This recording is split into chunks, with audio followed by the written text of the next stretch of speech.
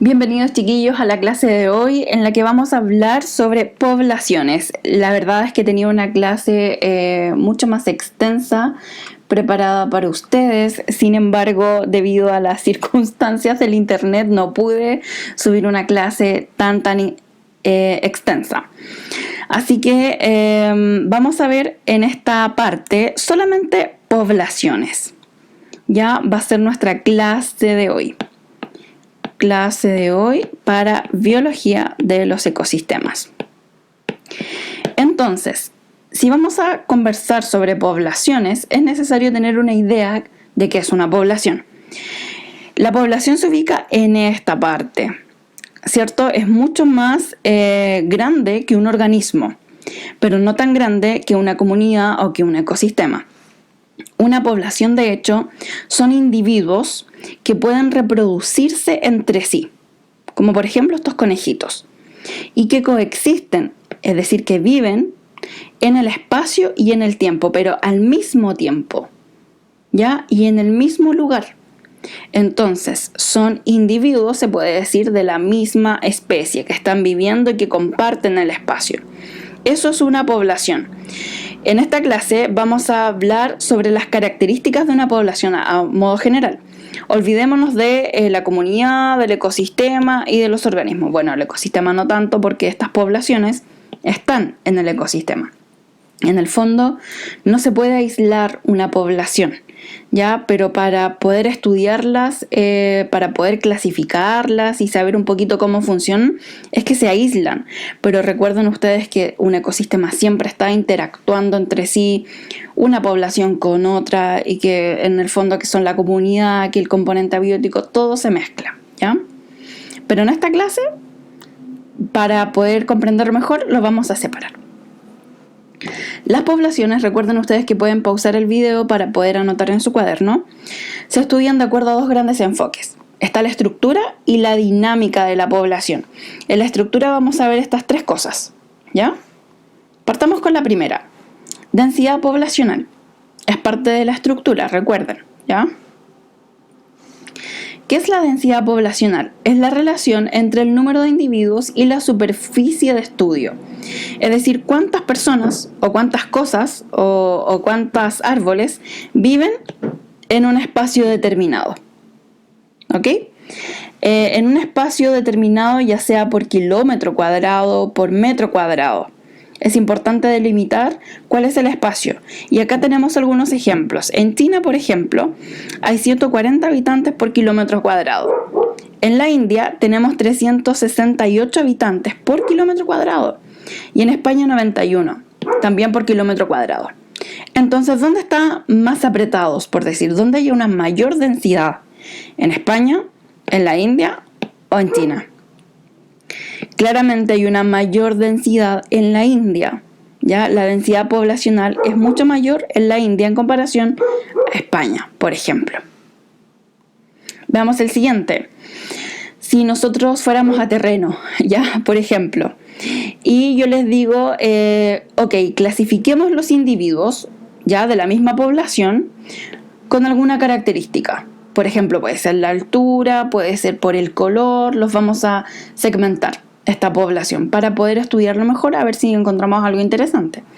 Acá hay un ejemplo. Imaginemos que yo les digo, ok, vamos a estudiar esta población de monitos del monte.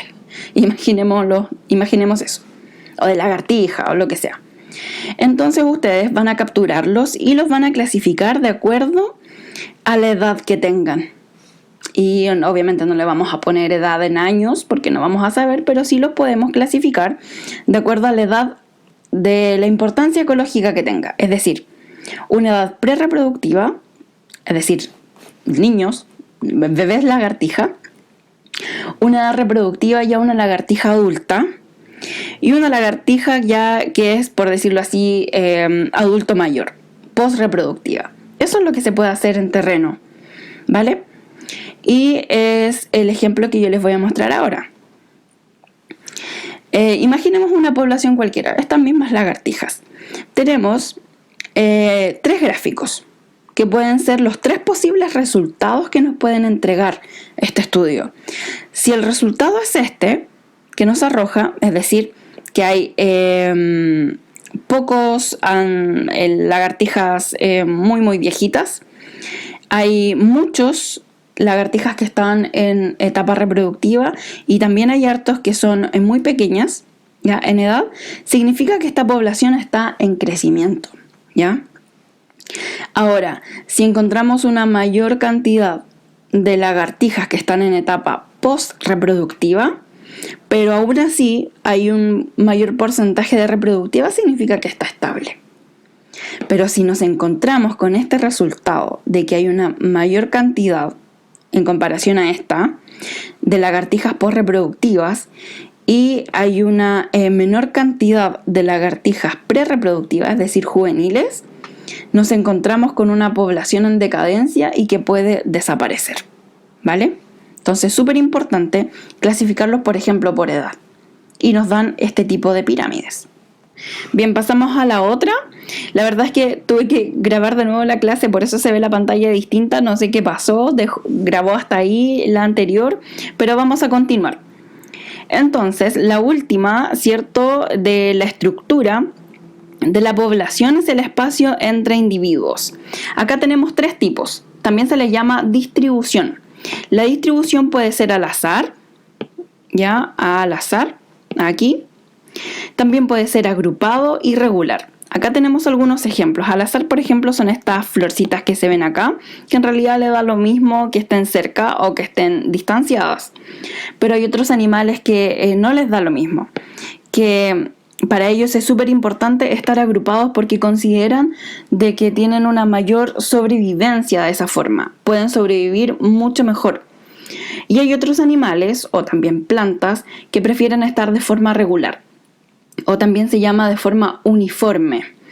Porque no quieren estar agrupados, pero tampoco al azar. Respetan, ¿cierto?, el espacio entre cada individuo. Y ese es otro tipo de distribución. Ahora vamos a pasar a la dinámica. Y en la dinámica el factor tiempo es súper importante. Ya lo vamos a ver.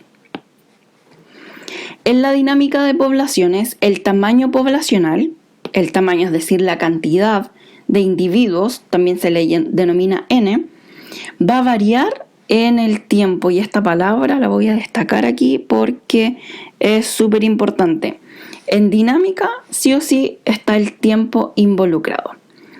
Imaginemos que nosotros tenemos 100 individuos en una población en este tiempo. Aquí nosotros tenemos 100 individuos, ¿ya? En el tiempo 0, aquí está nuestra cantidad. Lo voy a dibujar más abajo para que me resulte el gráfico porque lo hice muy chiquitito. Aquí, 100 individuos en mi tiempo 0. A medida que va pasando el tiempo, imaginemos que hay muchos individuos que van naciendo. Entonces yo le voy agregando un 0 en el tiempo 2, ¿ya? O a los 2 años vamos a tener mucha cantidad. Ahí. Y también van llegando muchos. En el año 3, imaginemos que van llegando muchos. Entonces se van agregando más individuos a esta población. Pero imaginemos que en el año 4 hay muchas muertes. Imaginemos que justo nos va mal, o pueden ser a nosotros, o puede ser a otra población de lagartijas, de lo que sea. Nos va mal y se va reduciendo la cantidad, ¿ya? Entonces, si nosotros teníamos este comportamiento, ¿ya? Luego va a volver a bajar. Ahí. Porque hay muchas muertes. Entonces, luego en el año 5, ¿qué ocurre? Seguramente vamos a sufrir que muchos individuos se van a ir de esta población porque la están pasando muy mal. Entonces se van a emigrar, se van a ir. De esa forma volvemos a bajar y llegamos hasta 100 nuevamente. ¿Ok? Entonces, como si ustedes se dan cuenta, en este gráfico, esta fluctuación es a lo largo del tiempo y en mi ejemplo es en años, ¿ya? Y acá es la cantidad de individuos, el tamaño poblacional. Vamos a ver un ejemplo, a ver si nos queda más claro. Entonces, el tamaño poblacional va a variar en el tiempo. Acá tenemos un ejemplo de este animalito. Tenemos desde el año 1983 hasta el 2008. Tenemos que en el 83 había aproximadamente 1.400 individuos.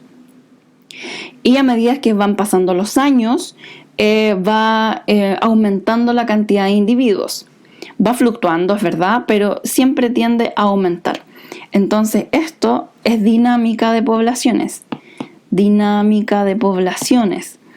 ¿Por qué? Porque el tamaño poblacional está relacionado con el tiempo. Y ahí ya sabemos que es dinámica.